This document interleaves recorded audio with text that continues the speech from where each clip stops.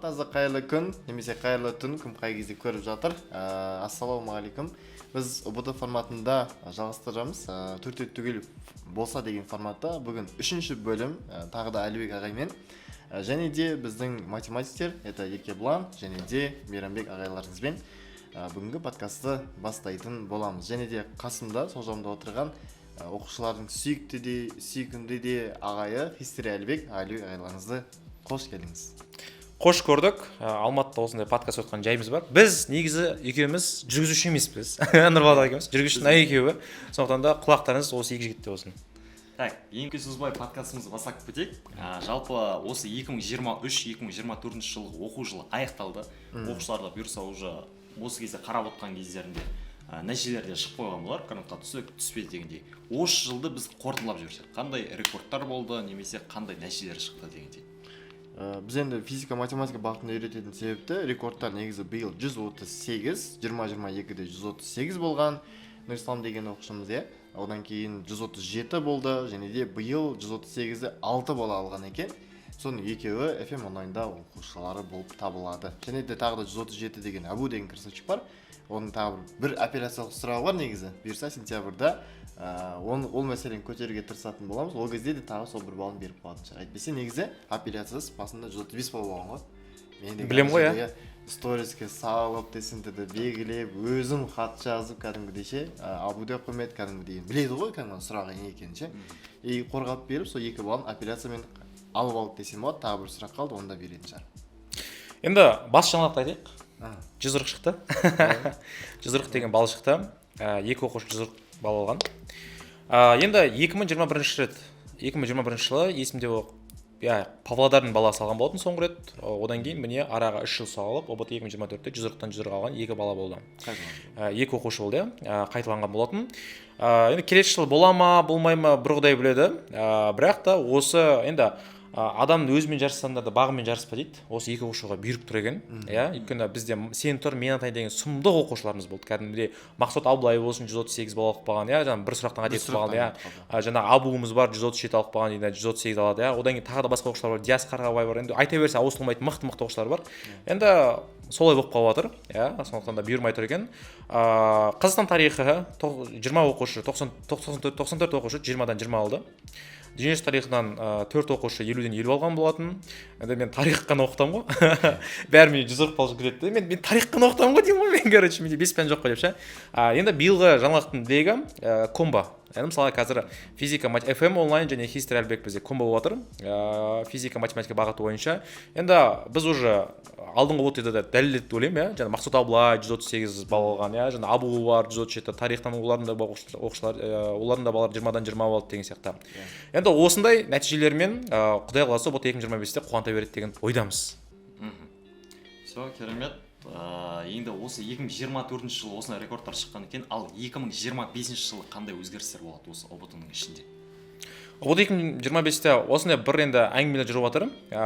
Тест центрдің ішіндегі адамдардан және ұбт эксперттің арасынан қазір бөлісіп кетейін бе? Айтуға бола ма? Инсайт ретінде. Просто бұны қазір Instagram салып қойса хит болайын деп тұр да. Мүмкін деп айтып кетейік әлек. Мүмкін деп айтайын. Солай деп айтпай қойып, потому что олай болмай қалса тоже бір түрлі. Короче, негізгі мәселе сентябрьда шешіледі. Қыркүйек айында бізде ұбт эксперттері бар, ұлттық тест орталығының өзінің қызметшілері бар. Жиналысқа шақырады, сол жиналыста кәдімгідей сол кезде сөз етілетін болады. Бірақ та андай мүмкін болатын нәрсе, көп жауапты сұрақтарда сурет қолданатын. 35-ші сұрақ пен 40-ші сұрақтар таңдау пәндерінде. Бұндай суреттер көбінесе дүниежүзі тарихтан болды. Мысалға дүниежүзі тарихтан маған сұрақ болды. Андай 36-ші сұрақ. Бұл суретті не көріп тұрсыздар деген. Яғни тарихи білімдеріңізді пайдаланып бір суретті сипаттап беріңіздер деген. Суретті Гай Юлий Цезарьды өлтіру болды. Осындай суреттер неде болған, математика болды деп естігем, географиядан болды деп естігем. Вот енді осындай суреттер келмейді деген қазір әңгімелер жүріп жатыр. Сондай-ақ шығармашылықтарға мат сауаттылық қосамыз деген тоже әңгіменің жүйесі бар енді. Енді нақтысы бірақ сентябрьда алдыңғы жылы қыркүйектің 17-сі күні жиналыс айтылған болатын, енді жақын арада тоже бір айдың арғы бергісінде ұбт 2025-тің негізгі мәселесі бар. Бірақ та мультимедиялық сұрақтар болмайтын шығар енді биылда. Оған үлгермейтін сияқты барлық тест центрінің орталықтарында жаңағындай компьютермен жабдықты ету. Вот. Ол жерде дайындықтар көп қой негізі. Ол жерде техникалық дайындық болу керек. Ол жерде жаңағындай материал дайындыққа қажет болады. Материал деп жаңағындай тесттің құрастырылмай жатқаны. Одан бөлек негізі неге бұндай нәрселер болып жатыр? Негізі биыл тест центрінің өзінде айтқан болатын, жаңағыдай бұл әрекеттер жасалуға тырысқан болатын. Мысалы, қандай әрекеттер? Шығармашылық тапсыратындарға математикалық сауаттылық қосылады деген айтылған болатын министрліктің тарапынан. Бірақ қандай да бір себептердің арқасында ол алынып тасталды. Негізі биыл қосылу керектін. Яғни келесі жылы, яғни биыл жасай алмаған заттарын істейді деп ойлаймын. Өйткені алдын ала ескерту арқылы. Одан бөлек тағы да негізі ұбт 4 сағат тапсырылатын, бірақ ол кезде мен өзім 2010 жылы тапсырғам. Вот, біз деген қазір тапсыратын 2008, қателеспесем 2007-2008-дер. Сіздер 2 жаста болдыңыздар ол кезде примерно, садик. Сол тапсырған кезде негізі біз бояйтынбыз да. Сол бояуға негізі бөлек уақыт беріліп, сағат 4 сағатқа қойылған. Бірақ енді сіздер компьютермен тапсырған себепті қазір 2 жылдың төңірегі болып қалды. Ол нәрсе негізі алынып тасталу керек, ол заңда. Сондықтан ұбт 20-25 тапсыратын оқушылар, особенно физмат болсын, любой пән 3,5 сағат болып қалу мүмкіндігі примерно 90-нан жоғары деп айтсам болатын шығар. Иә. Ал енді келесі біз сіздер бағана ұбт деп жазсыздар. Біз барымыз осы ұбт саласында жүргендіктен сіздердің негізгі мақсаттарыңыз оқушыларға пайдалы білім беру және де грантқа түсуіне себепкер болу. Осы туралы сіздердің оқушыларыңыздың грантқа түсу көрсеткіші қандай? Соны айта кетсеңіздер. Енді қазір грант 5 август күні шығады ғой. Иә. 5 август күні біз қазір қай күні отырмыз, айтайықшы. 31-ші желі күні отырмыз. Сізге қай күні шығатынын белгілейсіз, бірақ енді осы соққан 5 августқа дейін шығып қалар. Биылғының результатын әлі жасаған жоқпыз. Алдыңғы жылы мысалға 93.7% ба, сондай оқушылар грантқа түскен болатын. Енді Қазақстан тарихы ғой, иә, сондай болды. Бізде 94%. Сондай 94%, иә, тамаша. 400-дей бала оқытып шықсақ, онда 6% өкінішке орай грантқа түскен жоқ. Енді ол жерде нәтижеге тек қана курс қана емес, баланың өзі де жартылай жауапты екенін ескеру керек болады. Сондықтан бұл да бір үлкен нәтиже деп білеміз. Цифрланың барлығы қойылған, яғни біз 100% деп айту ондай жоқ, бірақ биыл қалағанымыз солтын, енді күтеміз. Оқушыларды білмеймін, енді біздің өзімізде қатты күтіп жүрміз, олар қаншалықты грантқа түсетінін списокте көрген кезде өте қатты қуаныш сезімдері болады. Кейін оны пост ретінде болсын, рилс ретінде салып қоятын боламыз. Айтып қою керек, айтпақшы қазір. Аха. Все, жақсы. Енді айтып жіберсем. Негізінен жалпы сізде қателеспесем жаңа тарихтан 20 балдан уже 94 шықты да. Бұл ненің арқасында деп ойлайсыз? Қазір тарих жалпы қиындады ма, әлде жеңілдегеннің арқасында ма? Тарих жеңілдеген жоқ. Қиын жылдан жылға кәдімгідей қиындатылып жатыр. Ол да дұрыс. Неге? Өйткені тест центрдан әңгіме жүрді. Оқушы ұбт кіргеннен кейін обязательно, хочешь, не хочешь, нравится или не нравится, олар тарихтың қандай сұрақтар келгенін айтады да. Қандай тарихтан сұрақтар келгенін айтады. Өйткені первую очередь ең бірінші компьютердің көз алдына түсетін тарихта. И олар тарих барлық оқушы тапсырғаннан кейін, барлық абитуриент тапсырғаннан кейін айтады да, пәлем, мен андай сұрақ келді, мынандай сұрақ келді деп ше. Енді тест центрдің басшылығында Руслан Емелбаев, Руслан мырза отырған кезде біраз игі нәрселер істеп кетті. Слив деген нәрсенің тамырымен жұлған болатын ол кісіні, өйткені ол кісінің тұсында грант ұбт кезінде, жалпы ұбт кезінде мүлдем болған жоқ. Руслан мырза үлкен еңбек істеп кеткен болатын, өйткені осы уақытқа дейін 2021 жылы жаман тарап кетіп жүрді да ондай нәрсе ше, слив деген нәрсені. Соның түп тамырымен жұлған болатын. Одан кейін ол кісінің өзі тарихшы. Руслан мырзаның өзі тарихшы. Ол кісі айтты, тарихқа критическое мышление қосу керек деді. Бұрынғыдай бір кітаптарды оқып алып, жаттап алып, ұбт сұрақтарына сөйтіп жауап беру деген ондай қойыңдар деді. Сондықтан критическое мышление болды. Кейбір сұрақтар кітаптан копипаст қылмайтын болды, кәдімгідей сұрақтар. Дұрыс дәйектерді қосыңыз, дұрыс емес дәйектерді табыңыз, сәйкестендіріңіз деген сұрақтар көбейді. Мысалға, қарапайым пример. ұбт 2024-те 25 май күні мен өзім ұбт-ға кірдім. Оқушыларға мотивация беру мақсатында. Примерно анау ішінде қалай болып жатыр екен деп ешқандай сұрақтар алған жоқпын. Тапсырып шықтым. Болды, өзім Қазақстан тарихынан 20-дан 20 алдым деген сияқты ғой. И маған бір қызығы, қараңыздар. Көп оқушылар білмейді. Енді математикада С деңгейлі сұрақтар, физикадан С деңгейлі сұрақтар, химиядан С деңгейлі сұрақтар деген андай популярный ғой кәдімгідей ше. Мысалға, мен білем, менің оқушыларым физикадан бір андай курстар қатысып жүрді. С деңгейлі сұрақтар көп курстар оқыта алмайды да, сол үшін Нұрболат ағайдың курсын алатын олар. Сол үшін Нұрболат ағайдың. Өйткені көбісі мысалы 40 балға дейін жетеді да, одан кейін әрі жүре алмай қалады. Сіздің 40 балдан 50 балға жеткізу үшін, 45 плюс болу үшін Нұрболат ағайдың курсын өткізеді. Нұрболат ағай физикадан С деңгейлі есеппен шығарады. Сондай секілді Қазақстан тарихынан қазір С деңгейлі сұрақтар көбейді. Мысалы, маған 20 сұрақтың 6-ы, ойлай беріңіздер, 6-ы С деңгейлі сұрақ келді. мысалға 20% деген қанша ол сұрақ? 20 сұрақтың 20% деген төртеу ғой. төртеу. Негізі төртеу керек қой. Маған алтау келген ғой действительно. Жаңағындай дұрыс дәйектер сәйкесіндіздер, жаңағындай дұрыс емес дәйектер табыңыз, дұрыс дәйек табыңыз, сәйкесіндіру үшеу келді маған. Вот, сондықтан да қиын деп айта алмаймын. Өкінішке орай, бірақ енді маусымның 6-сынан бері 10-нан қарай кейбір сұрақтар қайталанған. Вот, сол ғана кішкене настроение түсіріп жіберді менің де, өйткені лучше сұрақтардың қайталанбаған дұрыс еді. Бірақ жазған көнеміз. Сосын 20-дан 20 алғанның тағы бір себебі, енді мен оқушыларыма $100 сыйлық беріп жаттым. $100 сыйлық. Өзім оқушылардың бәрін айтқан болатын. 20-дан 20 алғандарға, 50-ден 50 алғандарға $100 атам деп ше. И оқушылар, енді мен 20-дан 20 алады деген 20 оқушыға негіттем ғой, жоспар сондай болған, 20 оқушы ше. Енді сосын нәрсе болды. Мен түсіну керек болмайды, өйткені мен ол оқушылар бәрі көп уақыттарын, көп энергиясын таңдау пәндерге көңіл бөледі. Биология, химия, математика, физика, короче, көп көңіл бөледі соларға. Түсінікті жүреді. Математика, география деген сияқтыларға көп көңіл болады, и тарих мына жаққа қалып қояды. 3 ай оқиды, одан кейін қайтала десең қайталамайды деген сияқты ше. Сондай оқушыларға бір мотивация беру мақсатында. Ағай, бізде таңдау пәндеріміз өзін көбісі ондай сипатқан жоқ дейді да, короче. Мысалға маған биолог оқушылар сөйтіп айтқан болатын. Давайте онда тарихты да, сосын рахат, тарихты олар уже ұбт кезінде үтір нүктесіне дейін қарайды. Бір рет тап бәрін белгілеп шыққаннан кейін тағы да қайталап шығады деген сияқты. Сондай уже жаңағы 20-дан 20 алғанда әсер етеді. Түсінікті ғой. Вот сол үшін енді біз айтамын, ағай, көп емес пе оқушыларға десем, оқушылардың аяғын бит жесін деп жатырмын. Короче, сөйтіп өзім жұбатып қоямын. Бірақ енді заслуженно алды. Физмат болғанда есептейік. $100, 94 оқушы, примерно $10,000 Әлбек ағай просто 20-20 алғандар үшін деп бере салған болып тұр ғой. Иә. Керемет. Негізін мен де мақтанып қояйын. Мен де осы жыл негізін ұлтын тапсырғам. Негізін өзім математикпін осы физика мектебінде, FM курсында. Математикадан 50-50 алдым, бірақ та физиканы тапсырған кезде белгілі бір өзгеріс көрдім. Вот сол физикадан жаңа тақырыптар қосылды дейді. Жалпы осы жыл тағы да қосыла ма? Қандай өзгеріс болады физиканың ішінде? Сұрақ маған қойылды, енді жауап берейін. Мынандай момент, биыл негізі жыл сайын математиканың тақырыптар алынып тастайды ғой. Иә. Оған енді қосымша физикадан тақырыптар қосылады. Енді осы жерде балалар түсініп қалуы мүмкін, тақырыптар қосылды деп мен өзім де солай айтамын. Бірақ дегенмен ол бір тараудың ішіндегі бар заттар. Мысалы айталық, механик ішінде 8 сұрақ келеді деп айтылады да. Бірақ оның ішінде механикада тақырыптар көп қой. Яғни қазір бұрын қамтыла қоймайтын тақырыптар, тереңдетілген сыныптар деген болатын кезінде, қазір енді алынып тасталды ғой.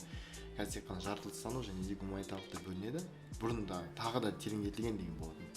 Сол тереңдетілген тақырыптар келіп жатқаны бар енді. Және де көпшілігін назардан тыс қалдыратын да тақырыптар бар. Олардың жаңадан қосылады деген солай түсіндіреді. Просто бұрын оған сұрақтар құрастырылмайтын, немесе оған тек қана теория ретінде беретін, ал қазір кәдімгі есептер құрастырып беріп жатқаннан кейін балалар былай айтқанда в шоке. Бірақ біздің балалар емес, өйткені біз физиканы толықты үйретеміз. Енді бүкіл видео сабақта ол бүкіл тақырып қамтылған. Кейбір жаңадан қосылды деген қаңтар ұбт, наурыз ұбт нәтижесінде біз оны қосымша тағы да үйретіп тастаймыз. Қажеттілік болып жатқан жағдайда, бірақ курс бүкіл тақырыпты толық қамтиды. Мүмкін басқалардың біздің курсты іздеп келетіні де сол себептен шығар. Енді осы физика, математика жайлы, как раз физика жайлы. Көп оқушылардың ойында мынандай миф қалыптасқан да. Физика, математика таңдау оңай, себебі не үшін оған физика, математика таңдау арқылы мен 50-70 балмен грантқа түсе саламын. Былайша айтқан кезде ол оңай деп ше. Осылай бір ой қалыптасқан. Енді сіз осы біраз жылдан бері физика және математика пәнінің эксперті ретінде осыған ойыңыз қандай жалпы? Ойым, мен фактпен сөйлеймін. Бізде былтыр негізі әлеке 8300-дей бала физмат таңдап 50 балға жете алмаған ғой. Йо-моё. Сосын биыл олардың саны 10600. Оңбағандар. Яғни шынымен де физмат таңдап түсу мүмкін басқа пәндермен салыстырғанда ешқандай информат бар, тағы жете салуға болатын. Дегенмен 50 балға жетудің өзі бұл әжептәуір еңбекті талап етеді. Бұл қаншалықты көп екендігін түсіндіріп бере салайын. Әрбір 3-ші бала 50 балға жетпеген. Допустим, мысалы қазір мен Еркебұлан, Әлекең болатын болса, допустим, Әлекең 120 алады, Еркең 80 алады, мен аламда 50 балға жете алмай қаламын да. Яғни осындай 3 адамның біреуі 50 балға жете алмай отыр екен. Одан бөлек тағы да 50 балға жеткендердің өзі кейін гранттан отказ жасай бастайды. Грантқа түскен кезде отказ жасайды және де түскеннен кейін де отказ жасайды. Неге? Өйткені физматтағы ана жақта оқуға Ми жетпейді. Ми жетпейді. Бас керек қой жаққа. Иә. Ана жақта сопромат деген заттарға, высшемат деген заттарға бірінші стипендиядан кетеді, одан кейін кредитке түседі, летаға қалады, потом оқудан бірінші курстан кейін не шығарып жібереді, не өзі ақы шығып кетеді. Енді 125+ алған оқушылардың өзі қиналып жатады ғой, өзі оқитын оқушылар. Мә ағай деп ше, кәдімгі қиналады. Мысалы мен 134, 133 алған оқушыларым ше алдыңғы жылы кәдімгі қиналып жатады. Енді Оливердің 80 балл алған, 70 алған, және 50 баллын бергі жағында алған оқушылар не болып жатқанын. Иә, енді осы жылы бірнеше, енді 94 жаңа тарихтан максималды балл шықты. Жалпы оның шығуының сыры неде жалпы? Құпия бір нәрсе бересіз ба, әлде бір әдістері бар ма дегендей. Красный, синий таблетка дегендей, ондай жоқ па? Енді қараңыздар. Біріншіден, бұл курстың структурасы. Негізі мынандай нәрсе. Қазақстан тарихы 9 кітаптан сұрақ құрастырылады. Ұлттық тест орталығының бекітілген 9 кітап бойынша сұрақ қойылады. Сол 9 кітапты да оқи салып, неге тарихқа дайындалмаған болады да негізі. И менің курсым оқушылар не үшін келеді? Өйткені әр кітапта әртүрлі жазылады. И тарих не үшін қиын? И тарихты неге кейде түсінбей жатады оқушылар осы жерде. Мысалға, мынау жаңағындай 7-6 сынып Бакина деген кітап, бұл жерде жазылады. Қасым хан 1513 жылы жаңағындай Сауран қаласын басып алды дейді. Түсінді ма? Мынау 10-шы сынып Жандосы, бұл 1511 дейді. Немесе мысалы 2-8 сынып бар.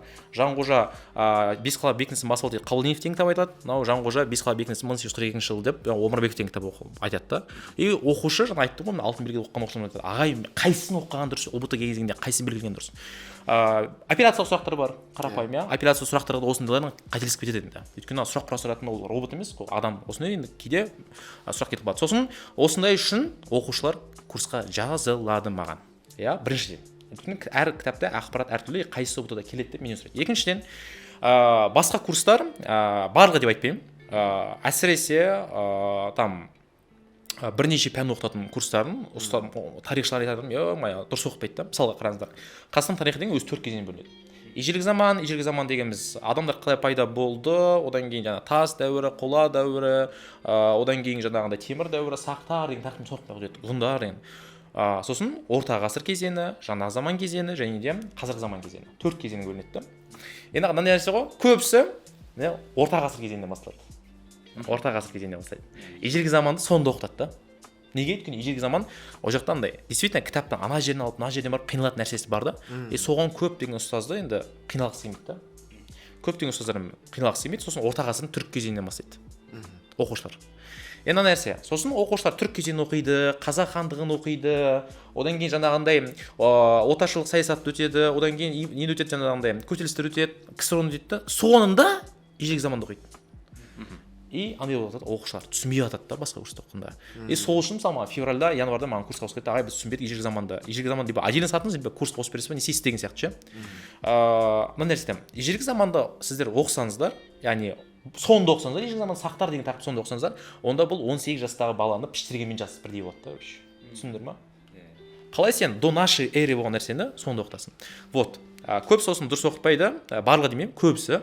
Сосын енді біз осыны структураны дұрыс. Ежелгі заман ба, ежелгі заман бірінші оқытамыз. Орта ғасыр ма, орта ғасыр екінші оқытамыз. Жаңа заман ба, жаңа заман үшінші оқытамыз. Қазіргі заман төртінші оқытамыз. Мәдениет бөлімі деген сияқты. Осындай не бойынша, спецификация бойынша жүреміз. Ұлттық тест орталығының спецификациясы жазылған. Вот. Тағы да сыры мықты команда. Мықты команда. Оливердің қазіргі таңның өзі ОБТ 2025-ге арналған.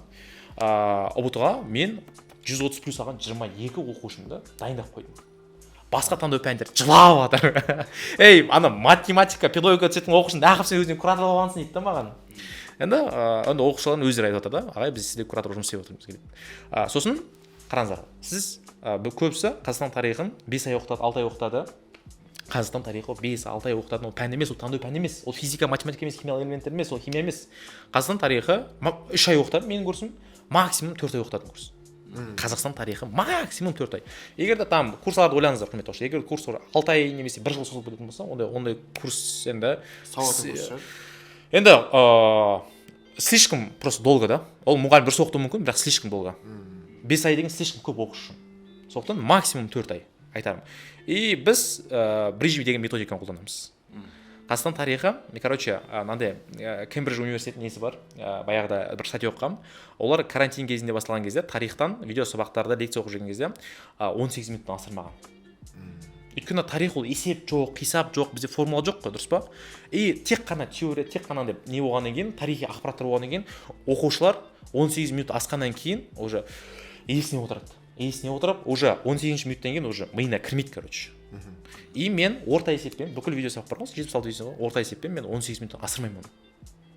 18 минуттан асырмаймын. Енді математикада болады да ол, есеп шығарасың. Физикада тоже болады да.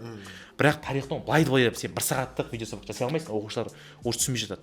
Енді лучше 18 минуттан бүйтіп болып қойын, бірақ анда бірте оқушылар жаңағыны кете берсін. И осының барлығы бізге әсер етті, осындай нәтижеге қол жеткізуге. Барлығы әсер етті. Мына жерде Әлеке, сен жаңадан курсын істейтіндерге, немесе жаңағыдай өздерінің қатесін түсініп тұрғандарға біраз ақпарат айтып Иә, мен басқа тарихшыларды конкурент ретінде көрмеймін. Иә, мен ол кісілермен конкурент емес, мен біраз тарихшылармен араласам да, тесттерімізден бөлісеміз, онда тұрған ештеңе жоқ, өйткені барлығымыз бір кемедеміз, барлығымыздың бір жолымыз бар. Егер де ол первую очередь ол тарихшылар ақша үшін емес, сапа үшін жұмыс істейтін болса, конечно.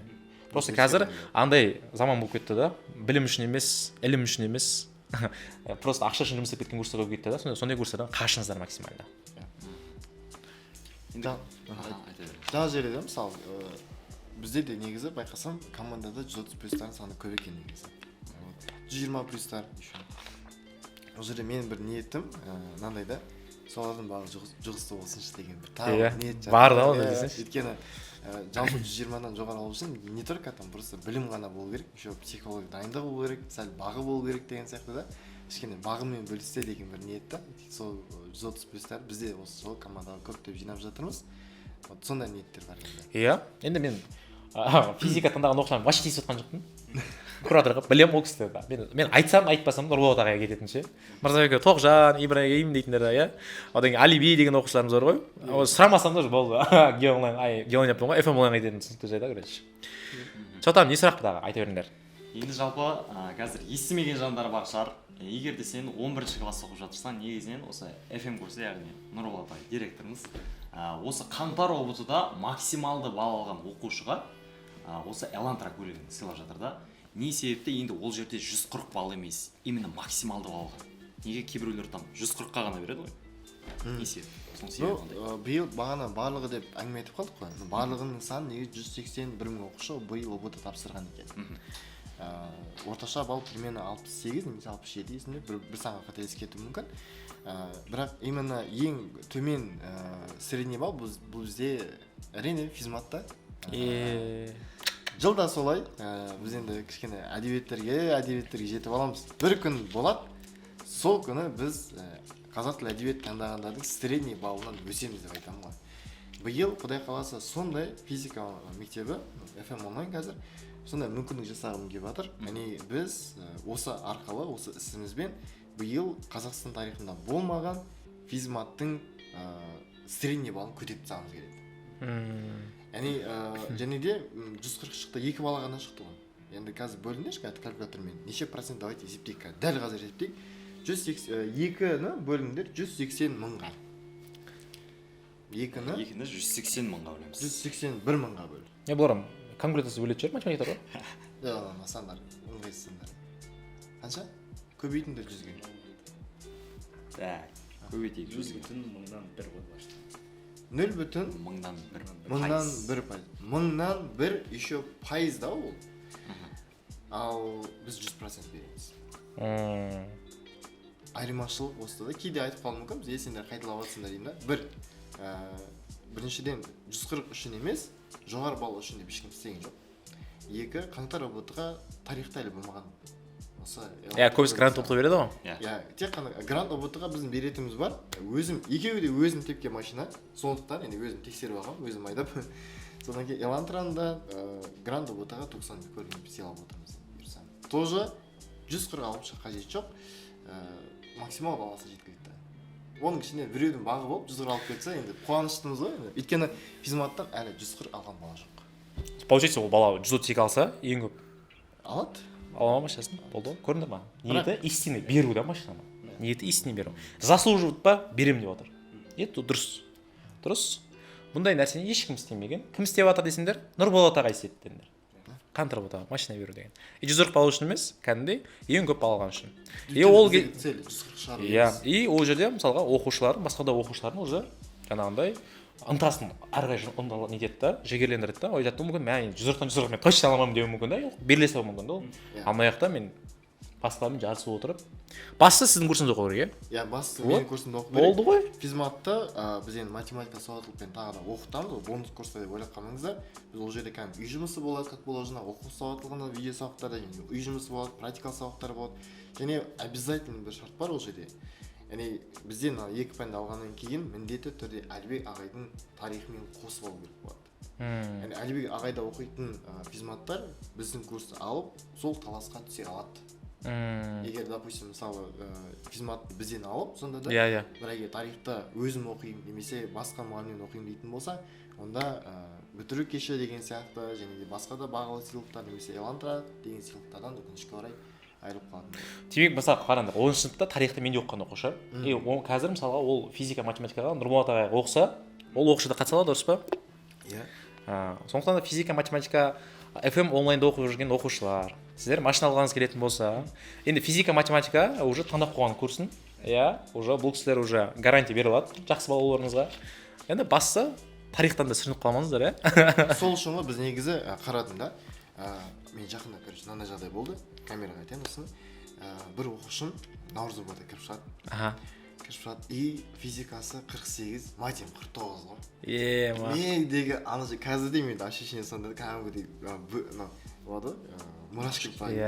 Сондай шықты рекорд, Наурызбайдың рекорды бізде деп жазам ғой. 137 балл деп. Айтшы деймін ғой. 127. Ойлашы, рекорд қайда? Кетіп қалды да ана жерде. Енді мат сауат алады ғой смело. Иә. Физмат қой. Дұрыс қой, иә. Оқу сауатын аламыз ғой смело. Иә. 9 болып қалмаса болды енді. Иә. Неден кетті деп ойлайсың. Тарихтан кетеді ғой. И сонда 10 балл алған балл. Сол кезде ой туындайды ғой менде. Жоқ, короче. Болмайды, біз қанша тырмаштанып жатқанмен мына жақтан тарихын сүрініп жатса, онда көп нәрседен біздің балалар құрап қалады. Сонда айттым, Әлеке, болмайды, короче, біздің балаларға көмек керек, физматтарға особенно тарихтан қиналамыз, солай болса комментарийға сол деп жазып кетіңіздер, тарихтан қалай дайындалдыңдар, иә? Биылғы, алдыңғы жылғы, именно физмат таңдағанда тарихтан қалай дайындалдыңдар жазып кетіңдер. И мен сол кезде түсіндім да, 94-20-20 это случайность емес. Это қандай да бір жүйенің, қандай да бір системаның, қандай да білім материалдардың барлығының арқасы. Содан кейін жеткізудің арқасы мысалы. И ойладым да, Әлеке жасайық деп. Ұсыныс білдіргем, Әлекең тек қана за болды, өйткені бұл жердегі ең басты нәрсе это оқушылардың білімі, және де тарих. Біз енді FM онлайн тек қана білім ғана беріп қоймай, осы 2 пәнге деген қызығушылығын арттырумен айналысып жатырмыз. Дәл сол сияқты Әлекеңнің де өзінің мақсат міндеттері бар. Тоже самый, бізде тарихқа деген қызығушылықты ашу деген бұл кісіде де бар да. Сондықтан екеуміздің де бір жаққа қарап тұрғанымыздың дәлелі болды да, и соны қарай. Иә, тағы бір керемет не бар, кейс бар. Балым деген оқушым, ОБТ 2024 емес, ОБТ 2023 тапсырған оқушы. Былтыр. Иә, ол кезде ОБТ 2023-те 45 балл болды ғой, максимум. 45 балл болды. Математика, физика осы FM онлайн арқасында 43 па, 40, енді короче 40 плюс алған, 45, 43 па сондай болған. Енді алтын белгі оқитын қыз, общий балл 115 балл болған. Короче, енді қараңдар, неге грантқа түсу керек қой 115 балл физимат. Любой мамандыққа ше. Теуіп көреді ғой. Иә, теуіп көру керек қой, бірақ қазақстан тарих 4 балл болып қалған, короче. Яғни таңдау пәндерді айырып отыр да. Оқу сауат мат сол айырып тұрды, қазақстан тарих 4 пән. енді парадокс жоқ. Енді біз ойлаймыз, екінші ОБТ-ға бар десек, бір ғана ОБТ-ға тіркелген ғой ол. Бір ғана ОБТ-ға тіркелген, короче. Бір-ақ ОБТ-ға тіркелген. И ол оқушы қайда? Ол оқушы платный неде Польшада оқып отыр. Бұл қандай оқушы? Бұл кітаппен жеке өзін дайындаламын. Тарих деген курс қажет етпейтін деген оқушы ғой. Енді ана оқушы тупой десең айта алмайсың да сен оны ше. Оқи алмайды десең айта алмайсың да. Қабілет бар точно. Иә. Алтын белгі еще. Енді физика қиын ғой. Міне айырып тұр да, 40 плюс алып тұр да саған. Вот. Сондықтан да осы оқушының қателігін қайталамаңыздар. Міне сертификат тұр ғой, өзі көріп тұр. Физмат таңдағандар, шын мен өзімде тарихтан қиналғаным бартын. Өзім негізі бізде 6 балл алатым мен кезінде. 25-те ма?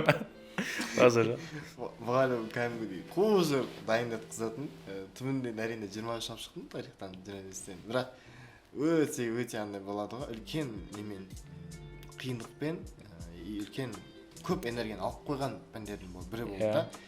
Ол кезде 25 болды, барлығы тең болды ғой, бірақ қазір тең болмағанның өзінде өзің дайындалған кезде немесе жаңағыдай дұрыс емес курс таңдап қоятын болсаң, көп энергияңды, көп денсаулығыңды сорып қоятынын біл. Сондықтан әр нәрсе істесе де тауық сөзі де қасып сөзін дейді.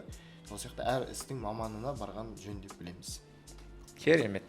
Аға, енді сіз бағана негізгі мақсат ол физматтардың орташа баллы жоғары болу деп айттыңыз. Иә. Яғни 70-тен жоғары болып шығыңыз. Өте жоғары болу деп айттыңыз. Енді ол үшін бізде оқушылардың почти барлығының деңгейі жоғарылау болу керек. Яғни жаман оқитын оқушылардың деңгейі азырақ болу керек деген сөз ғой. Иә. Аз болатындардың нәтижеде. Енді оны көтеру үшін оқушыда деген бір жақсы деңгей болу керек. Білім болу керек. Енді бізде мынандай бір сұрақ туындайды да, оқушыда ынта болмаса, және де егер де оқушы мысалы физиканы түсінбейтін оқушылар болады, мен қабылдамаймын деп айтатын оқушылар болады. То же самое тарихтан да. Тарих қанша оқысам да түсінбеймін дейтін оқушылар болады. Енді осы оймен сіздер келісесіздер ме? Сосын бұл олардың тарихты немесе физиканы түсінбеуі ол оқушыға байланысты ма, әлде оны үйрететін оқытушыға байланысты ма? Физиканы түсінбеймін дейді. Бұл жерде кім кінәлі? Оқушының өзінің несі жоқ па, табиғатында жоқ па, әлде мұғалім ба түсіндірмей айтқан? Ол шынымен сол ғой, физиканы түсінбейтіндер көп. Неге? Өйткені бұл мектептен басталады. Физиканың қажеттілігін түсінбеуден басталады. Физиканы ол ойлайды, мен кітаптағы нәрсені оқимын, ол кітап тек қана мұғалім үшін керек, ол жаңағы немесе баға үшін керек, сол баға үшін немесе мұғалім үшін, ата-ана үшін оқып береді, салады да негізі. Бірақ оның өміріне қажет екенін, оның ойлау қабілетін ашатынын, оның кругозорын өсіретіндігін ойлай бермейді. Яғни оның қажеттілігін түсіне бермейді басында. Одан кейін 7-ші сыныптан басталды. 7-ші сыныптан кішкене енді переходный возрасттар ғой. Әртүрлі ойлар мазалайды, жаңағыдай не таңдарын білмейді, қандай маман болатынын білмейді, ауытқып жүреді деген сияқты да.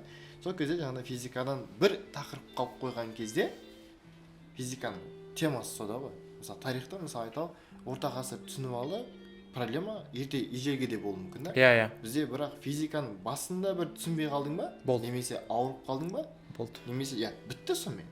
Ары қарай уже барлығы сонымен байланысты да. Білесіңдер ғой, нафоннан андай, осы жолы мынаны байланыстырып кете береді. Кинематика, динамика. Формула қосыла береді, да? Иә, соның барлығы уже кейін бір қарасаң жылыда отырасың да. Көрдің ба? И сол моменттерде өте қиын. Мысалы енді біздің онлайн формат болуымыздың осы жерде көмегі бар деп ойлаймын. Сен ауырып қалған жағдайдың өзінде сен баруға қажеттілігің жоқ. Мектепке болсын, жаңағы курсқа болсын. Сен ауырып қалсаң, мұғалімнен тақырыпты үйрене алмай емес, тақырыпты видеосабақтан түсініп аласың да. Онлайн курстардың бір артықшылығы осы да деп білемін қазір. Ал ынтаның енді ары қарай сенде мысалы қара. Мен мысалы өзім ауылда өскем. Ауылда сабақ алдым. 25-тен 95 бал алып шықтым. Менде мындай мүмкіндік болған жоқ әрине. Мындай мықты мұғалімнен сабақ алу мүмкіндігі деген. Иә, болған жоқ. Мен ауылда оқыдым. Енді топ деген мысалы РФМШ, НИШ, БИЛ деген сияқты гимназиялар, ондай мүмкіндік болған жоқ. Мен ауылда өстім кәдімгідей. Ауылда мұғаліммен енді шүкір маған повезло. Дегенмен қазіргі балаларда сондай мүмкіндік бар деп айтқым келіп тұр да. Иә. Топ эксперт, мысалы Әлібек ағайдан тарихты үйреніп алу, физика, математикадан бізден үйреніп алу да, мысалы бізде жақында Еркебұлан ағай айтып отыр, мен жақында өзім де барып тапсырып көрдім деп та, елу алып шықтым деп. Яғни өзінің білімін әлі де сынап жүр да. Бұндай мұғалімдер негізі қатты көрмес. Тура сол сияқты Мейрамбек те барып келді, елу алып, жақында мұғалімдер тапсырады, неге барып келіп қойған Мейрамбек. Калтеске барады. Барды, мен айтпаған да ғой, өзі барып қаншалықты көрмесін. Максимально 70-70 алған шығарсың? Максимально 30 ғой, математикасы. 30-дан 30 бал алып келді. Яғни сондай мүмкіндіктер бар. Яғни әр мұғалім өзі де заинтересованный болу керек, в том, что ол өзінің білімін тексеріп отыруға. Сол кезде мұғалімнің өзі ынталы болған кезде бала оны көріп, оның ынтасы баяндайды. Тарихтан жаңағыдай тарих түсінбеймін дегендер бар. Мен енді 2 жыл қатарынан Қызылорда облысы, Түркістан облысыдағы оқушыларымыз көп қой енді. Сол жақта аралаған кезде енді көп та оқушылар 0-ден бастайтын. Мысалы менің курсымда оқушылардың барлығы 0-ден бастайды. 80% оқушылар тарихты білмейді, мектептегі бағдарламаны ешқайсысын түсінбейді. Енді мен ол жерде мектептегі мұғалімдерді нетпеймін, кінәламаймын. енді әр мұғалімнің енді өзінің нелері бар, задачалары бар. Олар тек қана жаңағы мектептегі тақырыптарды оқыту мүмкін да. Олар ұбт-ға оқыту сен міндетті емес негізі программасы бойынша ше. Енді ұмытып жатады, тағы деген секілді. Тарихтан түсінбеймін дегендер бар. Тарихтан түсінбеушілік понятное дело неге екен. Біріншіден, не үшін десеңіздер, тарихта бұрмаушылық көп. Бұрмалаушылық. Жаңағы қарапайым сендерге айттым ғой. Біреу 1511 жыл дейді, біреу 1511 жыл дейді, 13 жыл, біреу 1511 жыл, біреу 1513 жыл деп атыр. Біреулер жаңағындай Абылай хан Тарбағатай келісім-шартын 1767 дейді, біреулер жаңағындай 1758 жыл деп жатады, 1756 жыл деп жатады, короче. Даже мысалы айтайын сендерге, Қасым ханның қашан қайтыс болды деген кезде 3 дерек бар да. 1518 жыл деген бар, жаңағы Дулати бойынша. Орыс деректерде 1521 дейді, жаңағындай біреулер 1523 дейді, особенно Жандосова деген кітап бойынша. И оқушылар қарапайым қателеседі да. Ағай, реально қай жыл деп ше. Енді бұл жерде тарихи фактыларда, мысалға бізде олардың барлығы жазылып тұрып болуы мүмкін да, бірақ ол жердің барлығы жоқ болып кетті, болды. Түсінікті ма? Өйткені тарих деген ол біздің ата-бабаларымыз біреу аузына ауыз айтты, жазып алғандарды ол жоғалып кете бастады деген сияқты, немесе басқа біреулер оны әдейі өртеп жіберді деген сияқты нәрселер болып қалуы мүмкін, дұрыс па? Тарихи бұрмалаушылық болғаннан кейін, ағай, я просто не понимаю, что я должен делать дейді, короче. И оның барлығын түсіндіресің. Так, 18 деп аттай беріңдерші, 21-23 деген. Просто ұмыта салыңдар дейсің, короче. Қиындатпаңдар дейсің. Вот. Кейбіреулер бар енді, оқушылар бар, сөзді түсінбейді. Сендер енді оңтүстіктің балаларсыңдар, сендер қарызға жақша любой сөзді, көптеген сөзді түсіндірулер мүмкінсіңдер. Мысалы, солтүстіктің оқушылар мен ағай мысалға жаңағындай айбалта деген не дейді. Мысалы қарапайым ше, айбалта дегеніміз не, кісен дегеніміз не, мысалы айтады да, ол кісен ашқан деген бір күй бар дейді, ол кісен дегеніміз не деген сияқты. Вот сондай. Ағай мысалы әнші мен күйшінің айырмашылығын білмейтін. Вот. Енді даже бір не айтайын, фактор айтайын, құрметті оқушылар, 78% оқушылар карта білмейді ғой. Батыс пен шығыс қайда, солтүстігі мен оңтүстігі қайда, короче. И осының барлығын біз нөлден оқытамыз. Сен айтпайсың ғой енді, сен неге білмейсің деп айтпайсың ғой оны. Оны кінәлі қылмайсың ғой, дұрыс па? Наоборот, синдром отличника оны қоздырып. Мен айтамын курсқа келген кезде, білмейсің ба? Реально сұра. Ғылым білімге келген кезде ұятсыз бол деймін да. Мысалы қарапайым, солтүстік пен батыс білмейсің ба? Сен ақшаны төлеп отырсың, все. Мен саған түсіндіріп айтамын. Сондықтан да сұрай ма, сұрмай ма, бәрін нөлден басам. Мынаны оңтүстік дейміз, мынаны солтүстік дейміз, мынаны батыс дейміз, мынаны шығыс дейміз, короче. Енді оқушылар оны білмейтіндер бар. Мысалы айтамын да, мен тұрады да Қазалдамын дейді. Ал Қазал қай жер деймін да? Батысы ма, қай жер деймін ғой? Я Қазақстанның оңтүстік батыс дейді, молодец дейсің, короче. Вот, міне осындай уже түсіндіресің. Так, мына жерде, мына жерде деп ше. Вот, осының барлығы тарихи түсінбеушілікке әкеледі. Көнерген сөздер бар, оқушылар кейбіреулер терминология түсінбейді. Мысалы Советский КСР-дің тарихында терминалар көп та. Терминалар көп, түсінбейді. Так, ағай, ұжымдастыру деген не, что за термин дейді да, мысалға, я. Осындай терминдар көп әсер етеді да, осының барлығын біз нөлден бастап жептеміз. Тарих оңай болу керек қой негізі. Бірақ өкінішке орай оқушылар қиналып жатады, сосын біз оны бүйтіп шайнап ауыздарынан салып береміз, жұту әрбір оқушының мойнында. Мен қиналғаннан даталы жек көретін тарихты. Бар ғой. Айтайыншы камерада. Мындай да. Біріншіден жыл әртүрлі болып келеді шынымен де. Екіншіден ол жылдар жаттау бар. Мен памятім нашарлау. Кім памяті нашар, давайте жазып кетсеңіздер болады. Неге нашар? Осы жерде бір кеңес керек болады, жаңағыдай шынымен де памятпен қалай жұмыс істеу керек. Мен ойлаймын да, енді оның фактор ретінде может жүйе болмады дайындықта деп ше. Егер мен жүйелі дайындалсам, оның барлығы былай реттеліп тұру керек еді ғой. Реттеліп тұрса, мен физиканың каким-то образын беріп жүрмін ғой. Өйткені барлығы реттелген. Иә. Тарихым, значит, реттелмеген. Яғни өзім оқығаннан кейін дұрыс істелмеді ма деген ой туындайды. Жыл, иә, любой оқушы қателескен жыл. 100 датаға бәрі сеніп алған. Бір айтайын сіздер, 20-дан 20-ға келетіңіз болса, 100 дата енді 100 дата сіздердің бір 14 алуларыңызға максимум көмектеседі. Егер 20-дан 20-ға келетін болса, 100 дата емес, біз арнайы 350 дата дайындап қойғанбыз. 350 дата дайындап қойғанбыз, оқушыларға фук біз кәдімгідей көрсетеміз оны. Дата бойынша жүреді да. Кейде оны ғасыр мен түсіндіреміз. Ғасыр, біздің заманымыздан бұрын дегеніміз не, біздің заманымыз не дегеніміз ше, бәрімізді түсіндіреміз, короче. Енді жылдарға байланысты қараңыздар. Тоже мен оны іздендім. Америкалық кітаптарын іздендім, ағылшын кітаптарын іздендім. Мынау жылдарда қалай жаттауға болады деген сияқты. И мынандай бір нәрсе айтты да. Жылдар жаттаудың, жалпы сен оқыған ақпаратты ұмытпаудың 2 жолы бар дейді, короче. Әдемі. Жазбаңыздар. Бірінші жол дейді, это repetition дейді да. Мысалға, repeat деген сөз ағылшын тіліне аударған кезде қайталау деген мағынаны білдіреді. Қайталау дейді, короче. Мен баяғыда театрда ойнағандым, актер ойнаған кезде бізде мысалға 9 май күні жеңіс күніне байланысты біз не жасауымыз керек, спектакль ойнауымыз керек біз ғой. Біз 1 апрельден бастап оны ойнап бастаймыз да, күнде қайталай бересің. Күнде қайталай бересің. Қайталаған сайын саған әрбір сөздер қосыла береді деген сияқты ше, өзің идеяны тығасың, короче. И соңында 9-шы майында гениальный болып шығады да. Енді қара 9-шы май. Негізі бір 2 күн бүйтіп қайталап өте салады. Жоқ, біз бір ай қайталайтынбыз. Қайталау білім анасы. Иә, қайталау білім анасы. И енді жаңа кітап жазып жатқан сол да. Қайталап отырыңдар дейді да. Қарапайым пример. Мен 2020-21 жылы мүлдем жаңағындай қанша 2020 жылы карантин кезінде сентябрьға дейін, примерно бір январдан сентябрьға дейін мүлдем сабақ бермедім ғой, педагогиканың тарихта ше. Өйткені мен шетелде болдым, өзім білім алмасып жаттым да. Білім алмасып жаттым да. И мен Қазақстанға келген кезде мен қазақтың кейбір мықтылап сөйлейтін жаңа сен тұр, мен атайын, андай харекет деген көнерген сөздердің бәрін ұмыта бастағанмын біріншіден. Уже let's go, it's enough, everything is okay деген алғашқы сөздер қосып кете беремін. Екіншіден мен тарихтың кейбір жылдарында Салқам Жәңгір 1628 бет, 29 бет қай жылы отырған еді деп уже өз-өзім сомнение жасай беремін. Неге? Өйткені мен 6 ай ашпаған ғой бетін. И ол әсер еткен маған. Сабақ бермеген ешкім. Өйткені біз сабақ берген сайын біз есіміз сақталады ғой, дұрыс қой. И вот. Ол бірінші жыл, repetition, қайталау. Тарихтан біз қайталаймыз. Мысалы мен өз оқушыларым шай оқытамыз ғой. Деймін. ұбт-ның соңына дейін бізде қайталау бар.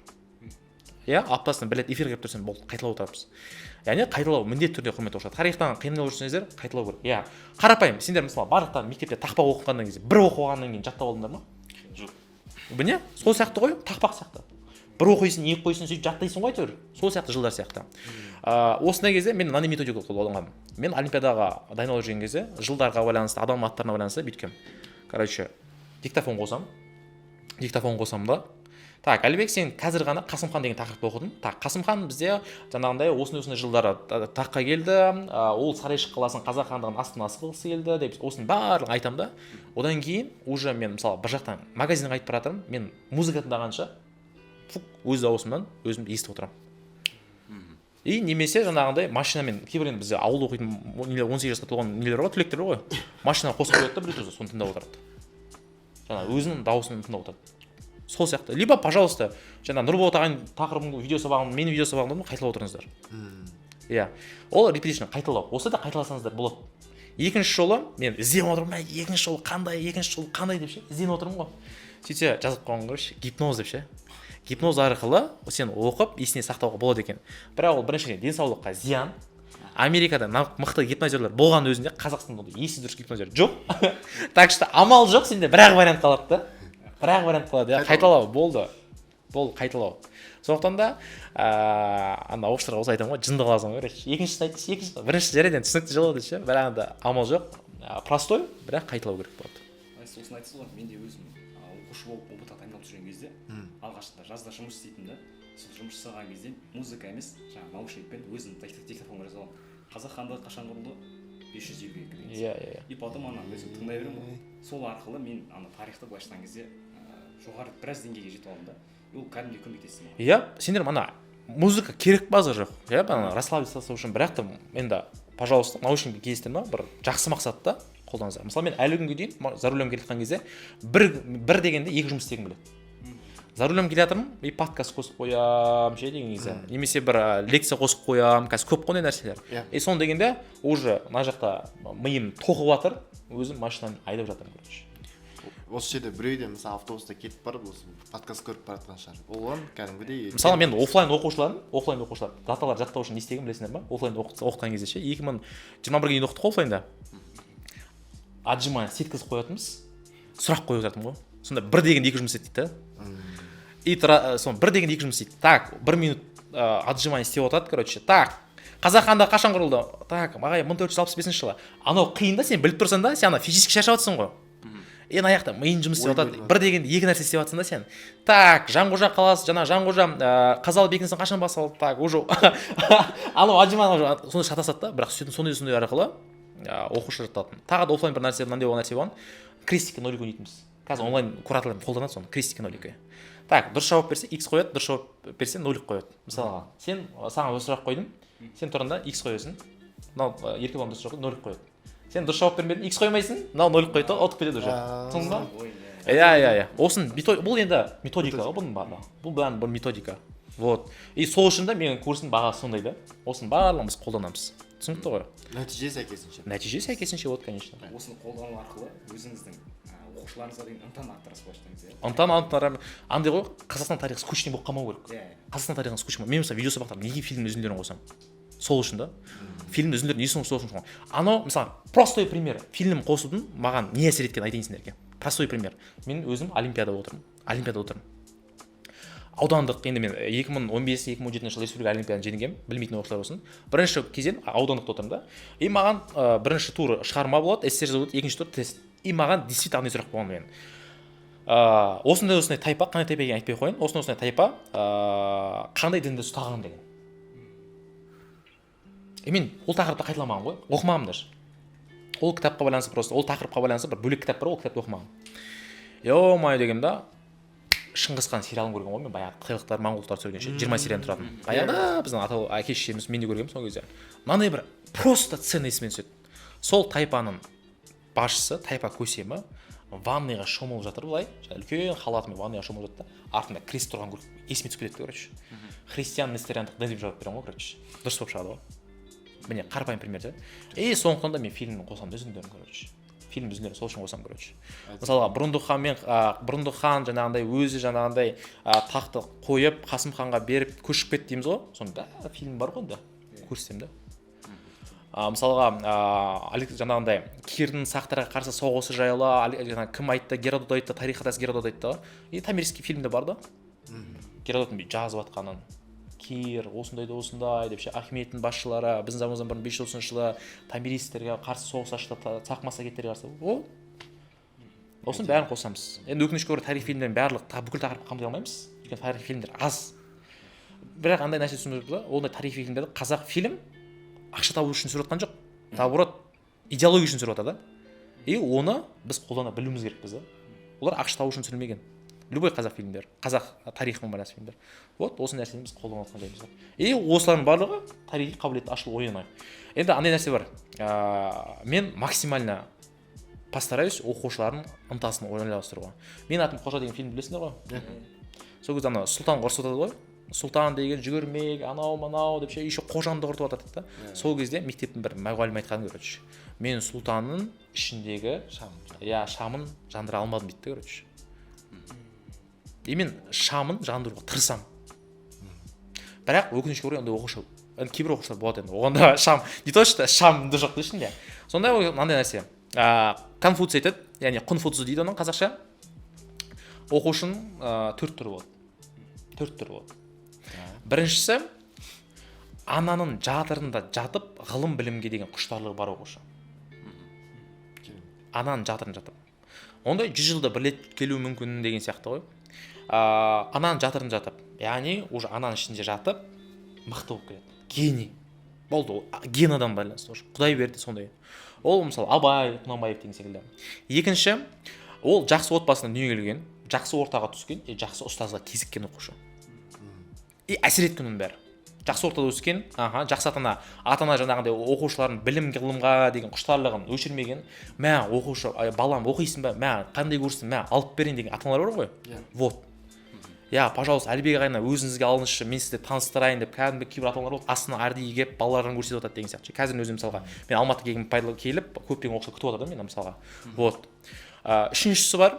Олар қажеттілігі үшін оқитын оқушылар. Ол қызық емес ол просто грант үшін оқи салуы мүмкін да. Иә, мысалы грант үшін оқи салуы мүмкін. Там немесе мен осындай ақша табу үшін оқи салуы мүмкін, бір керек үшін. Оны ғылым білімге деген құштарлығы жоқ ше. Оны бір атаның жатырында алып бір андай не жоқ да, ондай таланты жоқ. Просто от ничего. Бірақ ол да сойдет да. Сен ондай оқушыны да жаңағы шамшырағын оятып нәтиже жасай алады да. Бірақ төртінші оқушы бар. Ол не ғылым білімге құштарлығы жоқ. Не дұрыс ортаға түспеген, не өзінің ортасында ауыстырмаған, не дұрыс ұстазды іздемеген, не жаңағындай өзінде андай бір қажеттілігі үшін оқу жоқ та, грант үшін оқиын дегенден жоқ та. И ол адамның ең жаманы дейді, короче. Қандай адам жаман десе айтады ғой, адам ең жаманы ол ғылым білімге құштарлығы жоқ адам дейді ғой. Оны адам деп айта бассаңдар болады дейді, короче. Вот. Ондай төртін. Енді осындай оқушылар біз енді уже кімнің кім екенін уже білесің ғой. Кімнің кім екенін білесің мен танысу эфирінде, сіздер де білесіз ғой. Мысалға. Мысалы біз қазір айналамызда команда болатын ғой, сендер мысалға. Сендерді примерно сендерге жұмыс істейік деп, сендерге мысалы август айтуы мүмкін ғой. бірақ Нұрболат ағай уже сендердің қабілеттеріңізді мысалы сентябрь октябрьде көріп қалуы мүмкін да уже түсіндің ба просто сендерге уже оны дәлелдеу керек болды да болды сол сияқты ғой біз педагогпыз біз уже білеміз мысалы мен өзім командада так мынадан бірдеме шығатын уже понятное дело түсінікті ғой өзінен әрекет иә етесің бірақ иә мысалға Нұрболат ағай нағыз педагог неге өйткені Нұрболат ағай ол өзі ғана емес оның басты миссиясы өзінен кейін мықты мұғалімдер қалдырып кету и сендер сол үшін жүрсіңдер да қазір дұрыс па физика болсын математика сол үшін жүр мен қол астымда жүр көмекшілерім жүр ағай біз тегін болсын сіздің қасыңызда жүрейік деп ше өйткені мен оларды қалдырып кетуім керек өйткені мен жалғыз өзім барлығын жетпеймін жарайды онлайнда оқушылар оқиды бірақ офлайн қаншама оқушылар бар мен кәдімгідей ұстаз беріңдерші деп мысалы астанада частный школалар өте көп сен өзің келмесең де бізге оқушыларыңды жіберші деп ше иә біз сондықтан да барлығымыз миссиямыз ғылым білім қазақстанды көтеруіміз керекпіз ғой вот жаңа сендер сияқты мынандай оқушылар көреміз мына оқушыда феноменальный память болуы мүмкін бірақ мынада болмауы мүмкін соны не істейміз әрқайсысына индивидуальный подход қой дұрыс па иә вот қандай сұрақ так енді айтып жатсыз мысалға уже қанша жыл бойы оқушыларға сабақ беріп оқушылардың типтерін білеміз дегендей осы жерден бір оқушыға қарап сырттан хотя бы мынаны шашы ұзын дегендей қарап оның таңдау пәнін определить етуге болады ма мысалға джт ағылшынды қандай оқушы таңдайды мысалға түріне қарап айта алмайсың енді ең жалпы сипатына қарап бұл әзіл болды түріне қарап айта алмайсың мысалы мына жігіттің математика физика таңдайды вообще ойламайсың ғой иә бір актерский кетіп қалу керек қой жігітке так джт-ны қандай оқушылар таңдайды мен өзім джт-ны таңдадым ғой мен негізі джт-ны таңдап кәдімгі джт мамандығына түскенмін ғой так джт бізде қандай не бар джт ағылшын бар джт құқық бар джт география бар джт география көбінесе педагогтар түседі тарих педагогика түсемін дегендер география педагогика түсемін дегендер осы кезде педагогика түсемін деген оқушылар тарих пәнінің мұғалімі түсемін немесе география пәнінің мұғалімі түсемін дегендер мен айтамын сразу егер де ол ана сөйлеу қабілеті дұрыс емес болса кішкене аудиторияның алдында сөйлей алмайтын болса ашылыңдар деймін үйреніңдер бұл сенің жұмысың осы бағытты таңдап отырсың ба үйреніңдер деймін короче вот ол оқушылар көбінесе андай болып келеді тарих жақсы білетін болып келеді бірақ та көбінесе ел аузында бүйтіп сөйлей алмай қалуы мүмкін айтамын мектептен дебат бар ма қатыса бер деп ше джт ағылшын құрметті оқушылар егер де сіздер ағылшын 0 болатын болса и 11 сыныпқа келіп джт ағылшын деген андай сұмдық мамандарға келіп мамандықтар бар екен деп тупо ала салатын болса нететін болсаңыздар танитын болсаңыздар лучше таңдамай ақ қойыңыздар ағылшынды өйткені қарапайым нәрсе ағылшынның тіл ғана емес ағылшын сен мәдениетін түсіне білу керексің да мен ағылшын тілін білетін адам ретінде айтып отырмын да өзім университетте мен ағылшын тілінде оқыдық қой вот сен мәдениетін білуің керексің сен ағылшынның бір андай кішкене уже философиясын түсіне бастауың керексің ағылшынның сөздік білуің керексің кем дегенде 3000 сөз білуің керексің да сен хотя бы мысалы қазір ағылшыннан какие-то бір сөздер білетін болсаң иә сөздіктер 500-ге жуық 1000-ға жуық сөздіктер білетін болсаң иә пожалуйста ағылшын таңдай бер ағылшын деңгейінде көтеруге болады да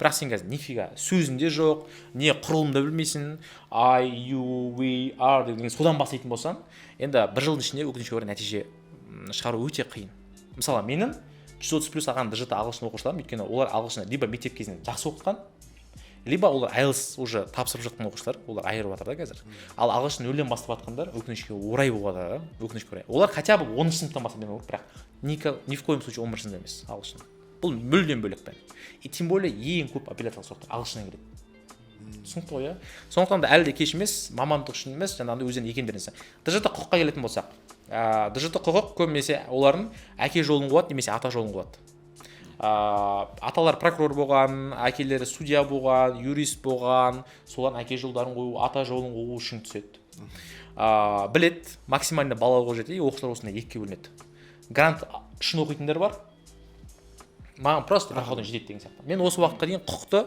вообще алмадым мысалы осы жыл ғана 15 августтан бастап құқық саласын қосамыз біз құқықпен қосамыз өйткені оқушылар көбісі құқық ағай сіз өзіңізде құқықты сабақ бердіңіз ғой осылай беттіңіз ғой офлайн сабақ бердіңіз ғой мен құқықты менсінбей жүрмін неге өйткені оқушылар андай да ағай маған проходы жетеді негізі деп ше зачем мен 130 үшін қиналамын деген сияқты бірақ құқықтан 3-ақ пән да 3-ақ кітап та 9-10-11 болды тема дейсің 3-ақ кітап оқысаң болды иә ішінен нелерді оқысаң болады халықаралық құқықты оқысаң қылмыстық құқықтан жаңағыдай просто түсіндіре алуың керексің да бірақ биыл бір мәселе болды да маған құқықты ашуға неге өйткені биыл 12 мың оқушы тапсырған соның 3000 оқушысы ғана проходын алған ғой 75 балдан аяқталған амал жоқ қосуым керек болып жатыр да маған оқушылардың ғылым білімге деген иә 12 мың оқушы тапсырған соның 3000 ғана проходной болған так получается 75% проходной жинамаған да иә оны кеше ғана маған Дамир Самарханов деген біздің әріптесіміз айтты да 75% проходной жоқ жоқ ойлай беріңіз енді.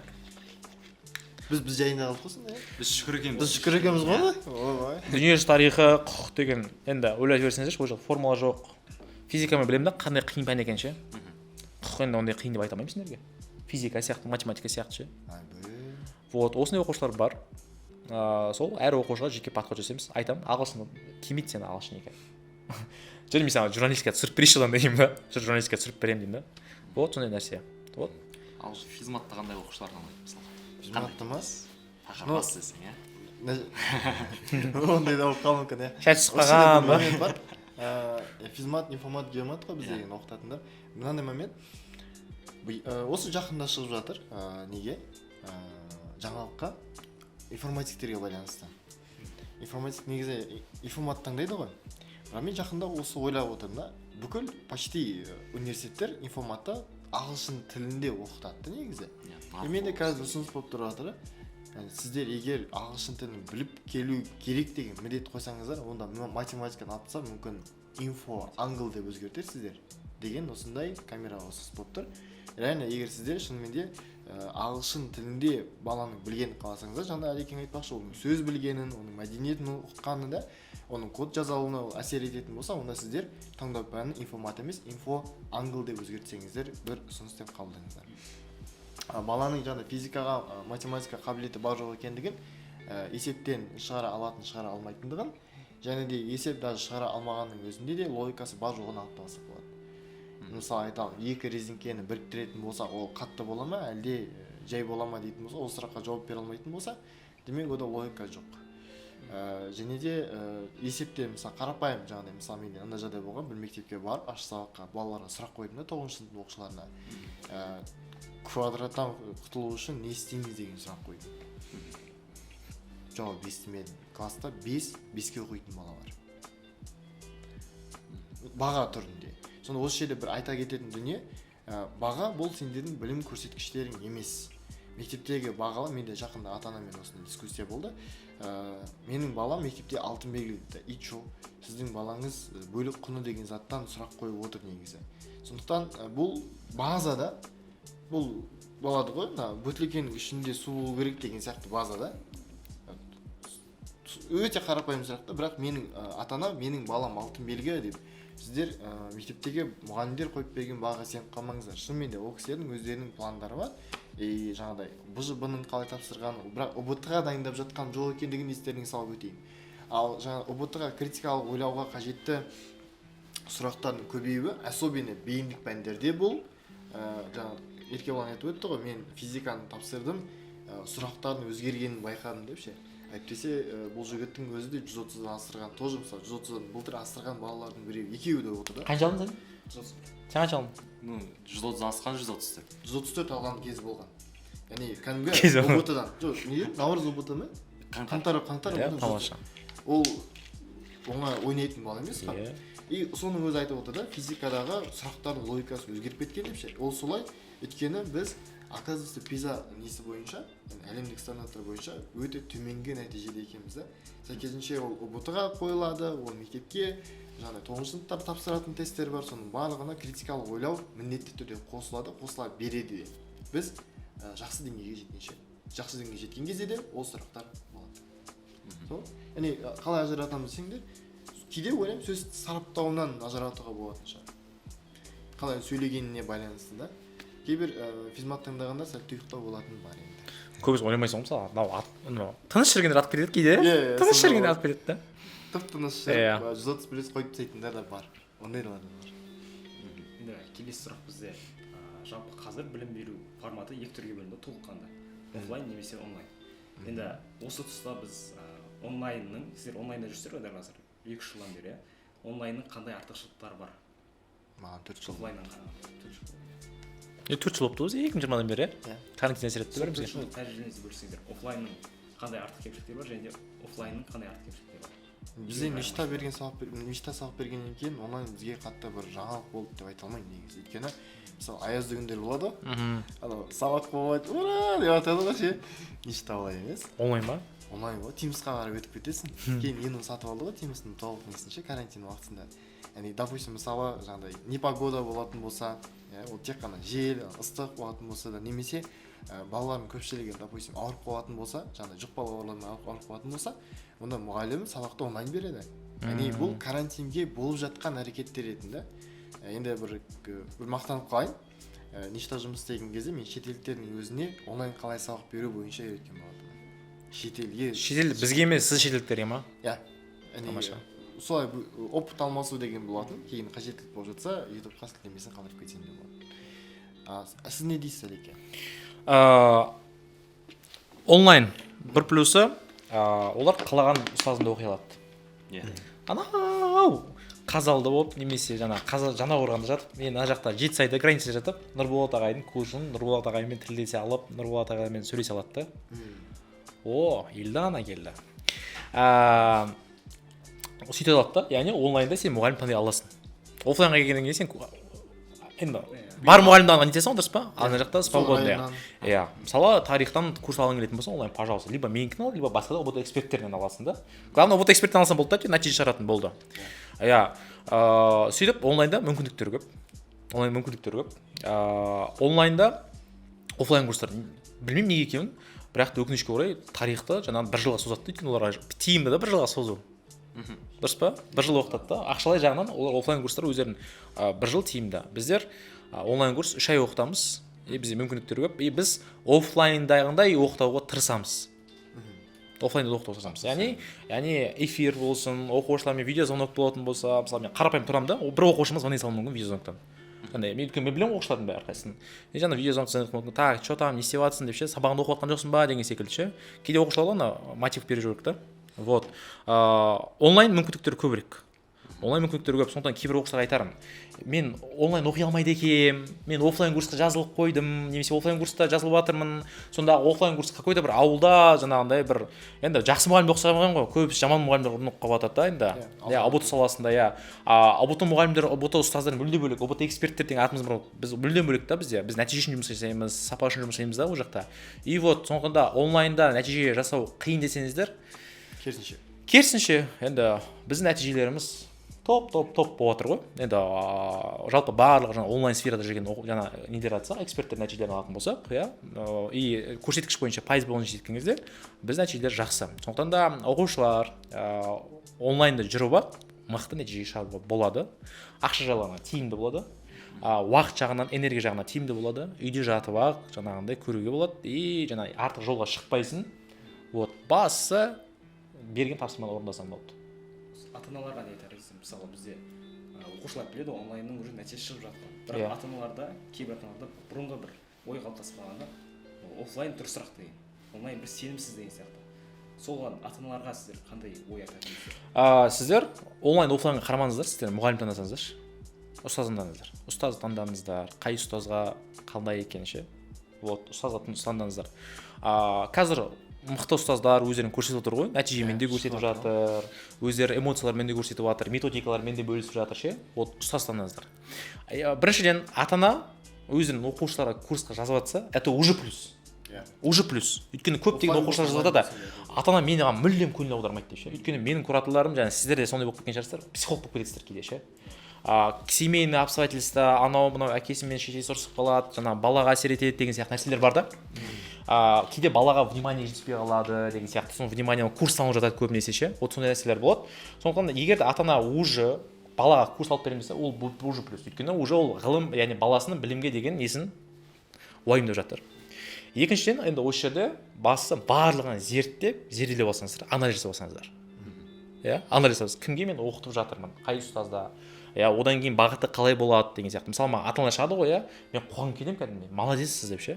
Вот, ата-аналарға айтамын, сіздер уже курстарды қарап алдыңыздар ма? Қарағандар дұрыс. Әрбір курсты қаралап, звондап, сұрап, біліп, қай курста қандай екенін зерттелеп, кәдімгідей мықты курсқа жазып алсаңыздар болды. Кәдімгідей зерттеңіздер. Бір курс осыны ұсынды деп алып қойып жүрмеңіздер. Кәдімгідей зерттеңіздер, дұрыс па? Өйткені көп сандай нәрсе болады. Бізге өкінішке орай бірнеше курстан кейін бізге келіп жатады оқушылар. Особенно қаңтар ботадан кейін. И осы екінші нәрсе бар да, ол жарайды ата-аналар жаңағындай бір рет ақша төледі ғой. Екінші рет төлей алу енді әр отбасының жағдайы әртүрлі ғой, дұрыс па? Сондықтан да қазір дұрыстап зерттеп алу керек та осы мәселеге. Ата-аналардың құлақтарыңызға алтын сырға. Сондықтан да жақсы түр, жақсы маркетинг деген сөз ол жақсы білім береді деген сөз емес. Түсінікті ғой, иә. Сондықтан да біз в первую очередь білімге қой қоямыз. Өйткені педагогикаға сондай ант беріп қойғанбыз, Нұрболат мырза. Вот, атаңа айтарым осы. Қазір қастарыңыз ата-аналарыңыз болса шақырып қойыңыздар, осыны көрсетіп ше. Иә. Бізде жақында осы бір оқушым, Мерей деген оқушым, мынандай отыз жазып жіберіпті. Сол кезде ол интенсивке жазылған оқушы. Интенсив бізде ол наурыз айында болған. Сол уақытта. Енді қараңдар, былай айтқан ғой жаңағыдай, бізде ұсынар кезде жаңағыдай көп ойланып жүріпті да. Алсам бола ма? И сол кезде бір сөз естіп қалдым да. FM-нің де маркетинг жақсы деп ше. Иә. Байқа деген сияқты сөз естіп қалдым. Мен кәдімгідей ол оқушының үлкен алғысын білдірдім. Енді сұрақ, неге біз FM онлайн маркетингті күшейтіп жатырмыз? Себебі, оның себептері бар. Егер біз осы жасалып жатқан әрекеттердің бәрін жеткізбесек, онда маркетинг шынымен жақсырақ, бірақ нәтижесі төмендеу курсқа кетіп қалады да. И потом не істейді? Қаңтар работадан кейін бізге екінші рет төлеуге тура келеді да. Мысалы айтайын, бізден бір курстан бір лектің өзіне 300 бала тіркеліп кетті. Бірақ курстан кетті. Ойлашы, 300 бала. Біреу ғана, одан кейін тағы болды, одан кейін тағы болды, одан кейін тағы болды да. Яғни ол уже қаңтар работадан кейін болған оқиғалар. 300, ойлашы, 300 бала. Неше класс ол? 10 класс қой сразу былай оқыған қарайтын болсаң. Ол қалғандары келе алмады, не дейді? Возврат жоқ дейді. Немесе айталық, екінші рет, шынымен сен айтқандағыдай, екінші рет төлеуге ата-анасының несі жоқ, қаражаты жоқ. Үшіншіден айтайын, оқушылардың өзі кейін ұялады ата-анасына ақша сұрауға. Екінші рет ақша сұрауға. Неге? Өйткені ол басында ата-анасын сендіріп, сол курсты алды, одан кейін мама, папа, оказывается, мен қателестім деп айтуға шын ұялады. Екінші рет ақша сұрауға, әйтеуір бір ілініп жүріп өтіп кетейінші, әйтеуір бір ілініп жүріп грантқа түсіп кетейінші дейді. Бірақ оның жасап жатқан әрекеті, оның жасап жатқан құртып жатқан энергиясы, оның құртып жатқан ақшасы өмірі ол оған тұрмайды да. Неліктен көпшілігінің жаңағыдай 30-дан жоғары асыру үшін грантқа, жақсы мамандыққа грантқа түсу үшін бейіндік пәндері математикадан да, физикадан да 30-дан жоғары болу керек. Иә. Неге оған енді асыра алмайды көпшілік, сол жерде қалып қояды? Себебі бір жүйе жоқ, методика жоқ, одан кейін материалдар жоқ та көпшілігінде. Біз тек қана тест-центрдің базасымен дайындаймыз. Мен сонда коллекционермін десем бойынша, физикадан да, математикадан 1999-дан басталған дайындық ше.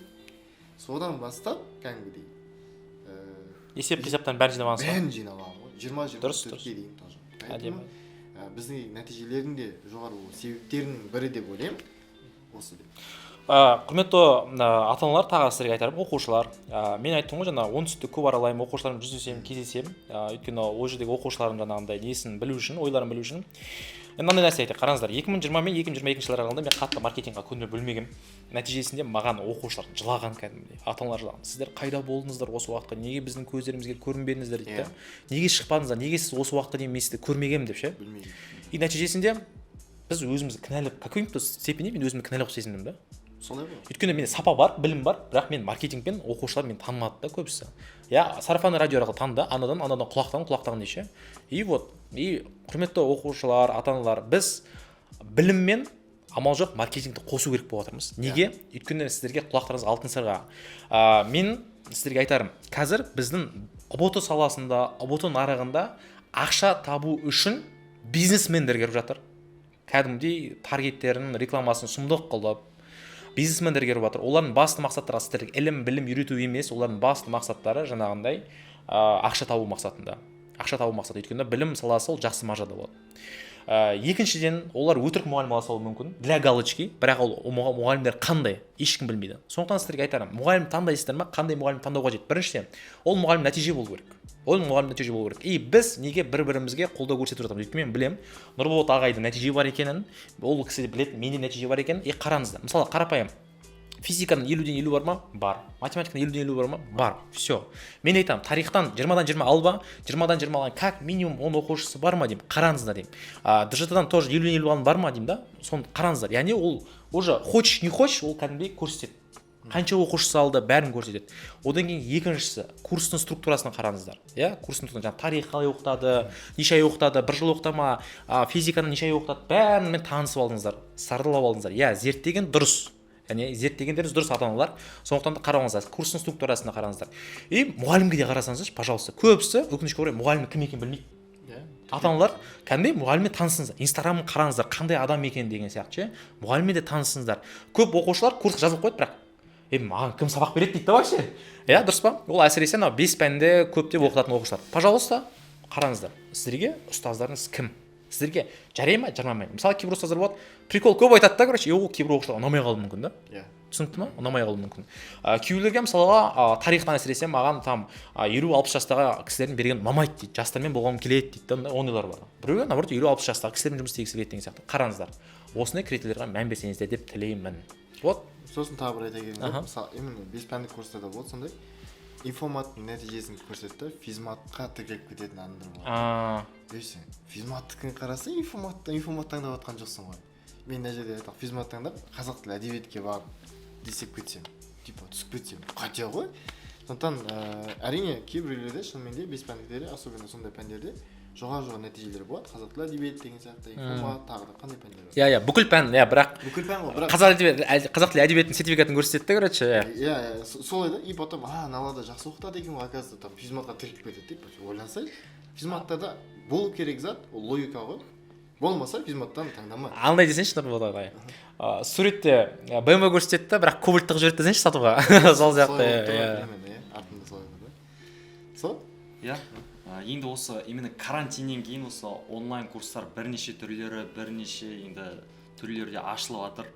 Оның ішінде сапасы да бар, сапасыз да бар енді айтып жатырсыздар. Енді соларға жалпы ойларыңыз қандай, осындай маркетинг жақсы дегендей. И именно осындай маркетинг жоғары, бірақ та білім сапасы төмен курстан қалай қашып кетуге болады? Соған бір 3 совет айтып жіберсеңіздер, ата-аналарға, особенно и оқушыларға дегендей. Айттық қой жаңа. Иә, 3 совет прям точно дегендей. Бірақ вот осын қараймын, болды дегендей. Мен бастайын. Сөйлесіз, Бір бэкграундын қараңыздар. Яғни ол курстың сол жылы ғана ашылды ма, әлде ол кісілер бұрын да осы салада жүрді ма? Ол бірінші нәрсе. Жаңа мысалы 20-23-тегі нәтижелеріне қараңыздар, 20-24-тегі, 20-22-де болды ма, 20-21-де болды ма? Қараңыз бе. Яғни ол астында почва бар ма? Яғни екінші момент, кімдер сабақ береді? Кей жағдайда даже дипломын сұрасаңыздар да болады деп ойлаймын. Даже мысалы айталық, егер бізде мысалы FM онлайнда кураторлардың өзі физика или математика пәнінен оқитын педагогтар, болашақ педагогтар. Барлығы дерлік 90% жоғары. Солай да. Яғни біз курстың өзін уже солай құрастырып жүргенбіз. Кейбіреулерде болады, мысалы, даже айтишінің өзі физика, математикада мұғалім болып жүреді. Не только там куратор болуы да мүмкін да, окей. Бірақ ол баланың қажеттілігін өтей ала ма, өтей алмай ма деген сұрақ та. Оған сұрағына жауап бере ма, бере алмай ма деген сұрақ. Мысалы, информаттағы бала физиканы сұрайтын болса сұрағын. Точно жауап бере алмайды ғой. Тем более С деңгей ойнайтын заттар емес. Не только С деңгей, физикада да сондай заттар бар. Мысалы, жеті түсті это интерференция да болуы мүмкін, дисперсия да болуы мүмкін. Жаңағы самый көп деген интерференция, кемпір болсақ деген дисперсия. Иә. Бірақ екеуі де жеті түске бөлінеді. Сондай сұрақтар бар, которые реально сен разбираешься, не разбираешься. Үшінші момент, жаңағы бұрын жасамаған нәтиже шығар. Нәтиже. Қанша бала оқытты, и оның қаншасы шынымен грантқа түсті, және олардың мен командаға мынандай екі цель алып беремін. Бірінші средний балл. Егер біздің оқушыларымыздың средний баллы жоғары болатын болса, демек барлығы дерлік грантқа түсіп кетеді деген сөз. Екінші цель ғана 50-50. Әрине ол орындалу керек, бірақ бірінші цель бізде бүкіл балаға назар аудару. Тек қана 140 шығаратын, 130 шығаратын, 138 шығаратын емес. Оған да назар аударамыз. Ол жерде бізде мынандай бар. Балалар енді төмен деңгейлі, орта деңгейлі, жоғары деңгейлі деп кейбір моменттерде ол біз бөлмейміз, бірақ қамтимыз деген дұрыс болатын шығар. Яғни индивидуально қарастырамыз. Бірақ дегенмен осы затты мұқият қараған жөн деп көрдім. Осы үш затты. Сіз не айтасыз? Жаңағы сол. Ұстазы кім екенін қараңыздар. Нәтижелері бар ма? Жаңа Нұрболат ағай қосылам. Неше жыл қатарынан алып беріп жатыр деген сияқты. Екіншіден, курстың структурасына қараңыздар. Курстың структурасына қараңыздар, қанша ай оқытады, қалай оқытады деген сияқты. Үшіншіден қандай платформада болады, ол да маңызды. Ол кейбір платформалар мысалы ауылдық жерлерде таймай қалуы мүмкін. Қандай платформада оқытады, кітапшалары бар ма деген сияқты видео сабақтарды сіздер интернет таймай осының бәріне қарасаңыздар и белгілі бір шешім қабылдаңыздар. Сосын ең жақсы отзыв басқа оқушылардан сұрау ғой. Курс жайлы ойың қандай, оқып көріп пе едің, нәтижеге қол жеттің ба деп сияқты сұра. Пожалуйста. Сол да. Яғни мынандай момент екі дүние айтып кетейін. Иә. Біріншісі ол офлайн мен онлайн курстарға қатысты да. Дисциплинаң сәл төмен болса, онда шынымен де өте төмен болса дейміз бойынша офлайн курстарға жіберетін себеп сондықтан. Негізі кейбір офлайн курстар ата-аналар үшін детсад қой. Иә. Баласы жаңағыдай басқа жолға түсіп кетпесін деп, қадағалап отыр, кешке алып кетеді, это солай да, негізі. Взрослый детсад. Офлайн курстардың тоже пайдасы бар, ол жерде не жоқ. Иә. Шынымен де. Бірақ онлайн дисциплина бар екен деп, тек қана дисциплина жеткіліксіз онлайнда. Жаңағы методикасы болу керек. Тек қана біз дисциплинамен барлығын үйрете береміз деп, баланы тек қана выгораниеға, оның денсаулығының төмендеуіне, шашының түсуіне, көзінің төмендеуіне барлығын соған әсер етеді да. Ол кейін дисциплина болғаннан кейін андай да еңбек ақталмады деген тиктокта көріп жатсыңдар ғой. Өкінішке орай. Неге? Өйткені құр дисциплинамен ақ біз бәрін үйретіп тастаймыз дегенде көз бар да. Айтайын, ол конкретно қате нәрсе. Сіздер әлі де оны қатені түсінбесеңіздер, 1-2 жылдың ішінде түсініп қалулары мүмкін. Сол? Иә. Сосын андай мүнде бар. Мен жақында батысқа барып келдім ғой. Иә, дұрыс. 70-тей бала оқушы мен алдымда отыр. Бәрі таниды. Ойбай, Шаринген ағай десе, мен Шаринген ағай дейді ғой. Нұрболат Мұхамеджан десе кім дейді? Шаринген десе танимыз дейді. 3 бала менің көрсін оқиды екен батыста. Неге? Менің қатем әрине. Айтқанда жеткізбеген былтырғы 11 сыныптардың қатесі деймін да. Жауапкершілік оларда да бар. Сендер жеткізіңдер. Былтырғы оқыса көріп отқан болса, шынымен жеткізіңдер. Және менде де бар. Маркетинг значит төмен болды. Енді үшінші нәрсе мынандай болады екен, елірме деген дүние болады екен. Не болады екен? Елірме деген. Мысалы, класста бір бала оқиды, бір баланың дайындалып жатқанын көреді да, сол курсқа тіркеп кете салады. Маңызды емес ол. Ол дұрыс курста оқып жатыр ма, дұрыс емес курста оқып жатыр ма? Жоқ, ең бастысы дайындықты бастап кетті ғой. Болды өзі. Иә. И содан қалып кетпеу деген сезім бар да, кішкене жарыс сезім ғой. Иә. Алды соған сен қай курста оқып жатсың, соған тіркеп кете салды да. Оны енді өзі курс оқып жатқан курсынан жамандаса біртүрлі ғой тоже. Қанша жаман болса. Еще өзінің ошибкасын айтқанда жаман ғой, иә? Иә, мен мысалы черт болдым десең тоже қате ғой, мысалы. Мен чмолмын деп шығып кетеді. Ал соответственно бір курстар бар, мысалы бір оқушылар бар, өзінің қандай курста оқыған. Әдейі айтқысы келмейді. Ол біздің курстар. Біздің балалар. Бар ма? Бар. Менде не балалар бар? Қызғанамын деп айтпайды вообще. Короче, сосын жетісайға барсам, бәрібір мен ұрысып жатыр. Не болды десем, аға енді дейді да, оңбаған дейді. Сізде оқиды екен ма? Айтпаған дейді, короче. Өзім оқып жатырмын деп қояды дейді, короче.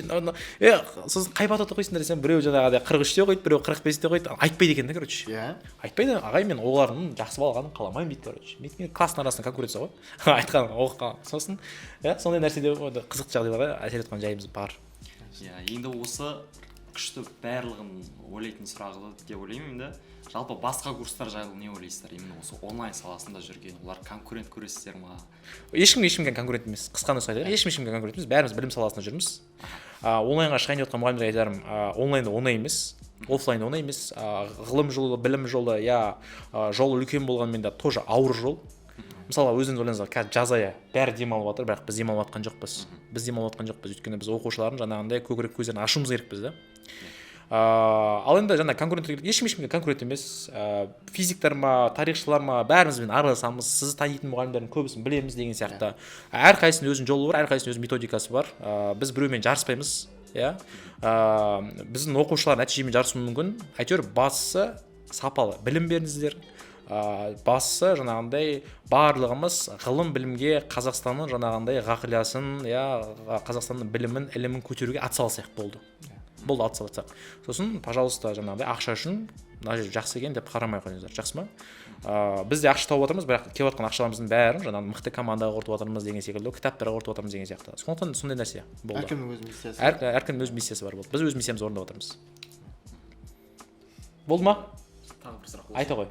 Жалпы осы оқу барысында, білім ғылымды меңгеру барысында мотивацияның маңызы қандай сіздер? Қандай мотивация? $100 жесткий мотивация. Стимул.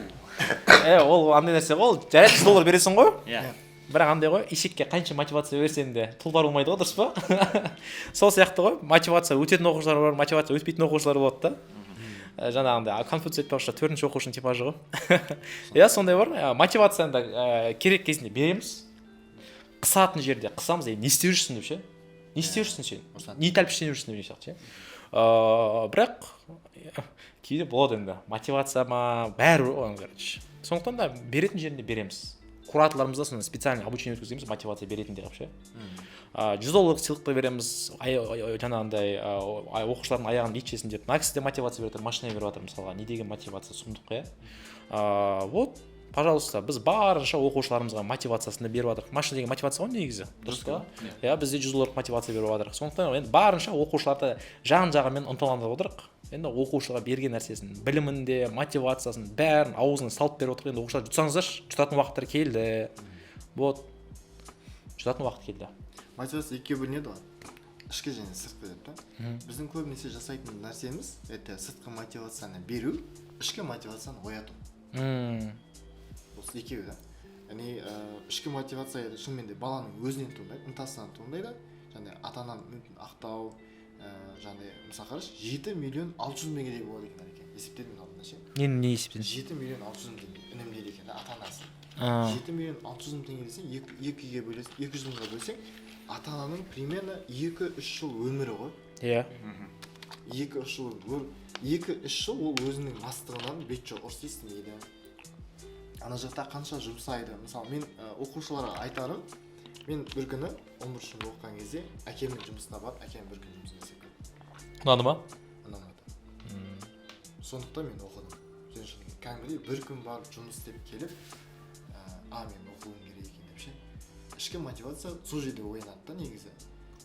Көп жағдайда әрине олар не істеп жатқанын, қандай ұрыс естіп жатқанын, немесе қандай әділетсіздік болып жатқанын өз жұмыстарында оны көре бермейді да. Бала тек қана сырттан, как мынандай да, мен оқысам оқымасам да болады деген сияқты тема да. Мен үшін туған мынандай ғой, кейде қазіргілер біртүрлі кішкене өздері үшін туды ғой деген сияқты да бұл жерде.